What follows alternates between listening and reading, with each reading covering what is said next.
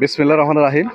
টাঙ্গাইলের এই প্রাণকেন্দ্রে টাঙ্গাইল স্টেডিয়ামে যে ফিটনেস ক্লাব প্রতিষ্ঠিত হয়েছে 2014 সালে, অদ্যপতি পর্যন্ত এই 60 থেকে 70 বছর ঊর্ধ্বের যে অবসরপ্রাপ্ত কর্মকর্তারা তাদের শরীরকে সুস্থ রাখার জন্য যে প্রচেষ্টা, তাদের সেই প্রচেষ্টা আমি আপনাদের মাঝে দেখানোর চেষ্টা করছি। দেশ এবং দেশের বাইরে যারা আছেন তাদেরকে অভিনন্দন এবং শুভেচ্ছা জানিয়ে আজকের এই টাঙ্গাইলের প্রাণকেন্দ্রে ফিটনেস ক্লাব সম্বন্ধে আমি আপনাদের মাঝে তথ্য দেওয়ার চেষ্টা করছি।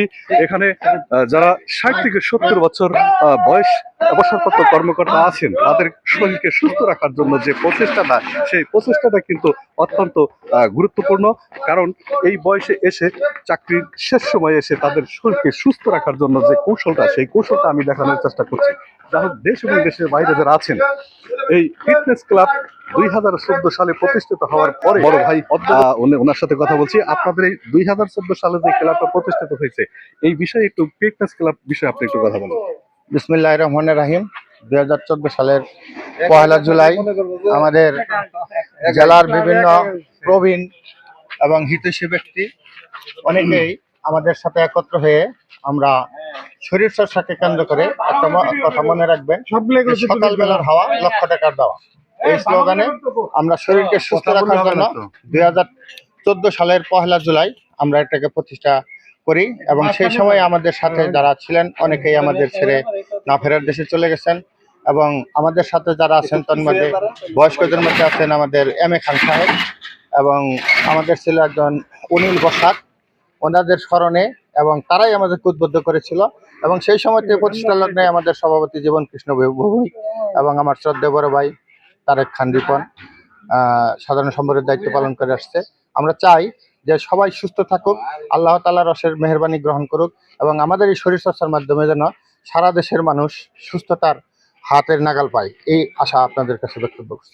ধন্যবাদ আপনাকে খুব সুন্দর কথা বলার জন্য। যিনি আমাকে এখানে ডেকেছেন, আমার শ্রদ্ধেয় বড় ভাই শামীম ভাইয়ের সাথে তার এই ব্যাপারে একটু কথা বলার জন্য ধন্যবাদ। সহকারী সেক্রেটারি।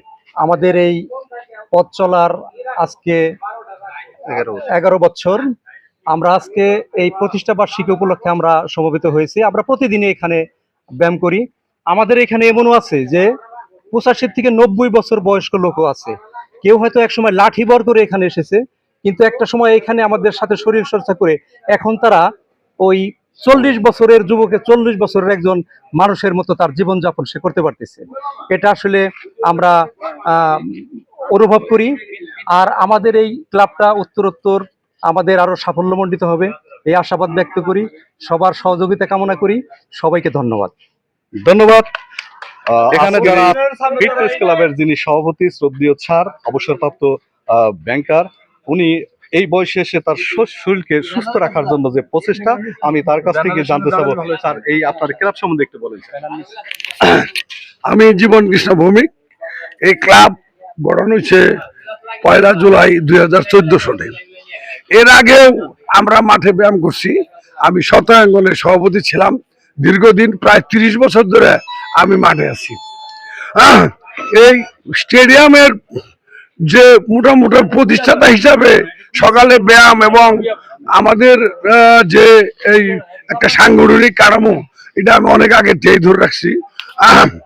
আমরা সবাই সুস্থ থাকার জন্য এবং মানে সবারই স্বাস্থ্য যাতে ভালো থাকে, সুন্দর থাকে, আমাদের মন যাতে ভালো থাকে, যার জন্য আমরা প্রতিদিন সকালে এসে প্রায় 1 ঘন্টা ব্যায়াম করি। এবং আমরা আনন্দের সাথে সবাই মিলে এখানে আছি। আমাদের এই ক্লাবে প্রায় 80 থেকে 90 জন সদস্য আছে। সবাই মোটামুটি সুস্থ আছে। আমরা সকলে সুস্বাস্থ্য এবং দীর্ঘায়ু কামনা করছি, এবং ক্লাবের যাতে আরো উত্তরোত্তর বৃদ্ধি পায় সেজন্য আমি সৃষ্টিকর্তার কাছে দোয়া প্রার্থনা করছি। সকলকে ধন্যবাদ। আসসালামু আলাইকুম। ধন্যবাদ স্যার আপনাকে। সেই সাথে এখানে যারা সদস্যবৃন্দ আছেন, যদি আমি বয়সে সবচেয়ে ছোট, যা হোক আমার পক্ষ থেকে অভিনন্দন এবং শুভেচ্ছা জানাচ্ছি। এই ফিটনেস ক্লাবের দীর্ঘায়ু এবং সাফল্য কামনা করে তারা এই বয়সে যে সুস্থ থাকার জন্য যে প্রচেষ্টা এবং ঐক্যবদ্ধভাবে আছেন, দেশ এবং দেশের বাইরে যারা আমার এই কন্টেন্ট দেখছেন তাদেরকে অনুসরণ করে আমরা সুস্থ থাকি, এ প্রত্যয় নিয়ে আমি আপনাদের মাঝ থেকে বিদায় নিচ্ছি। আপনারা ভালো থাকবেন, সুস্থ থাকবেন। ধন্যবাদ সবাইকে।